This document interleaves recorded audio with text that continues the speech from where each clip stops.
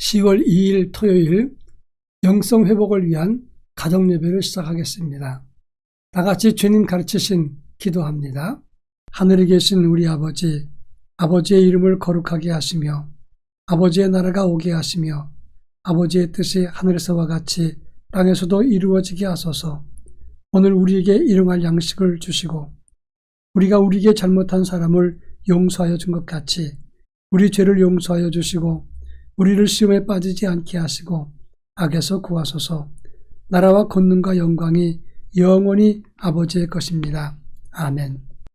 찬송가 321장 날 대속하신 예수께 찬송가 321장을 부릅니다.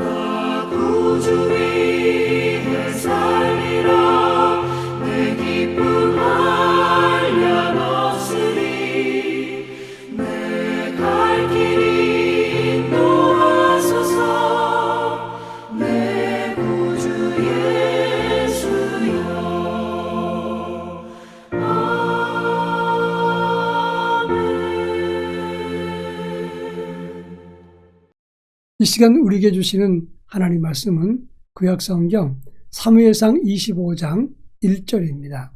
사무엘상 25장 1절을 다 같이 함께 봉독하겠습니다. 사무엘이 죽음에 온 이스라엘 무리가 모여 그를 두고 슬피 울며 라마 그의 집에서 그를 장사한지라. 다윗이 일어나 바란 광야로 내려가니라. 아멘. 가정이나 사회나 국가에 훌륭한 지도자가 있느냐 혹은 없느냐의 차이는 나라의 흥망과 영적으로 나라가 바로 서느냐 그렇지 않느냐 큰 차이가 생긴다고 하는 것입니다. 남아프리카 공화국 백인 정권에 의해서 27년 동안 억울한 옥살이했던 만델라. 그는 인종차별 철폐 운동을 펼치다가 감옥에 가서 큰 고통을 치렀습니다. 그러다가 나중에 국민 전체가 투표해서 첫 번째 남아공의 흑인 대통령이 되었고 세계 최초의 흑인 대통령으로 세워지게 되었습니다. 남아공 8대 대통령이 된 것입니다. 그는 재임 시에 백인 사회에 보복하지 않고 화평과 단합을 강조하면서 피 흘림 없이 과거사를 잘 정리했습니다. 그는 스스로 27년 동안 백인들에 의해서 억울한 옥살이를 하고 심한 고문과 억울함을 당했지만 보복하지 아니하고 평화와 그리고 화평과 단합을 강조해서 전 세계 많은 사람들에게 큰 감동을 주었고 나라를 믿음으로 이끌었다고 하는 점입니다. 오늘 우리가 읽은 본문의 사무엘도 마찬가지 인물이었습니다. 그는 마지막 사사로서 이스라엘 첫 번째 왕이었던 사울을 나라 왕으로 세웠고 그 사울이 하나님 뜻을 저버리게 되었을 때 다윗을 세웠다고 하는 것입니다. 그의 가장 큰 공로라면 블레셋의 압제에서 벗어나기 위해서 그는 미스바 성회를 개최해서 그곳에 하나님 백성들이 모여서 회개하게 했고, 그것으로 인해서 에베네셀의 기적을 체험하게 하고 이스라엘 백성들 마음속에 자신감을 실어 주었다고 하는 것입니다. 오늘 우리가 읽은 본문은 그 사무엘, 위대한 지도자 영성의 사람 사무엘이 이 세상을 떠나면서 장사 지냈다, 이런 말씀이 본문의 내용입니다. 이 본문은 어떤 의미가 있는가를 함께 살펴보겠습니다. 먼저 사무엘은 믿음의 사람, 기도의 사람이었고, 그리고 하나님 앞에 충성스러운 믿음의 경건의 사람이었습니다. 한 사람의 역할이 이스라엘 믿음과 선민, 선택된 나라를 세우는데 큰 산파 역할을 했다고 하는 것입니다.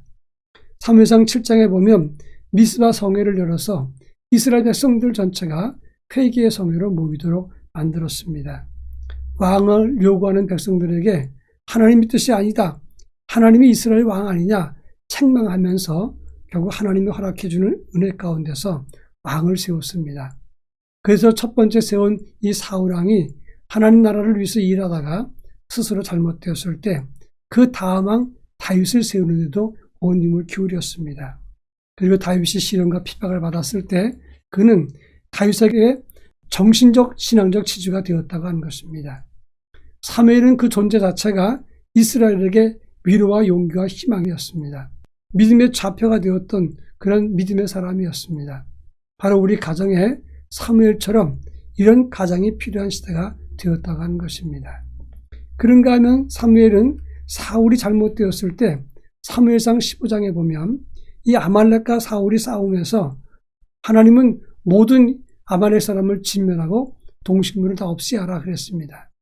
근데 사울은 아말렉 왕 아각을 살려주고 살찐 송아지를 다 숨겨두고 자기가 가지기 위해서 뒤로 빼돌렸습니다. 하나님은 왕을 버리십니다. 그것을 경고했던 것이 사무엘이었습니다. 아무리 사무엘이 하나님의 종이라도 살아있는 권력을 향해서 함부로 말하는 것은 어려운 일입니다. 그러나 사무엘은 사울이 잘못된 것을 바로잡기 위해서 왕까지도 책망을 하고 그에게 하나님의 뜻을 가감없이 전했다고 하는 것입니다. 이것이 참 가장의 모습이고 참 영적 지도자의 모습이라고 말할 수가 있습니다. 다음 세대, 가정이 온전해지는 그런 하나님만 바라는 가정이 되려면 첫째는 믿음이 있고 두 번째는 옳고 그름을 명확하게 보이고 가르치고 깨우쳐야 된다고 하는 것입니다.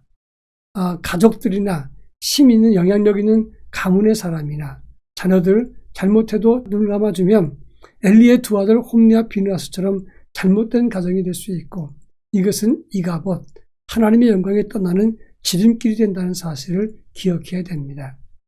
이제 마지막에 25장 1절에 보면 사무엘이 죽은 다음에 온 이스라엘이 슬퍼하고 애통하는데 그의 장례는 그의 집에서 장사했다, 이렇게 말하고 있습니다. 국장으로 치루어도 될 만큼 큰 인물 사무엘입니다. 그러나 그는 조용히 가족들과 함께 가정 장례로 그 인생을 마무리하고 조용히 그 아름다운 모습을 보여주었다고 하는 것입니다. 자기를 비우고 검소하게 그리고 실천적인 유지를 남겼습니다. 겉으로 주장은 대단히 신앙적이고 하나님께 영광 돌리는 것 같지만 실제적으로는 자기 이권을 위해서 양보하지 않고 탐욕적이고 세상적인 가치를 따르는 그것은 어떤 의미에서 온전한 믿음이라고 말할 수가 없습니다. 사무엘은 자기 장례까지도 검소하게 준비시켰고 그는 화려하게 큰 일을 치렀던 사람이었지만 장례는 겸손하게, 장례가 국장으로 치러질 만큼 큰 인물이었지만 그는 조용히 자기 가슴을 내려놓고 실제적인 삶에서 귀감이 되었다고 하는 것입니다.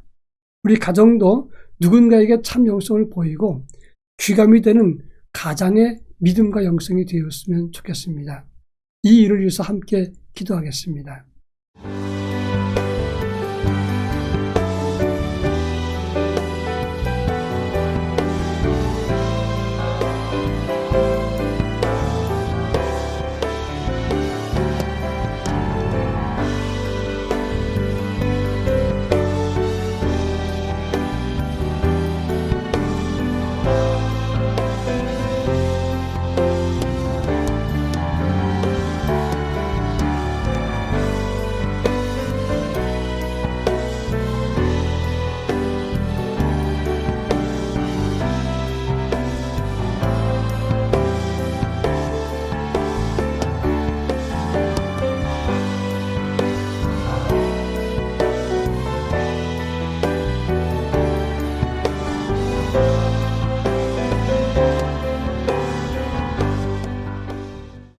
사랑 많으신 하나님 아버지, 사무엘은 이스라엘 백성들에게 정신적인 지주요 신앙의 기초였던 것을 압니다.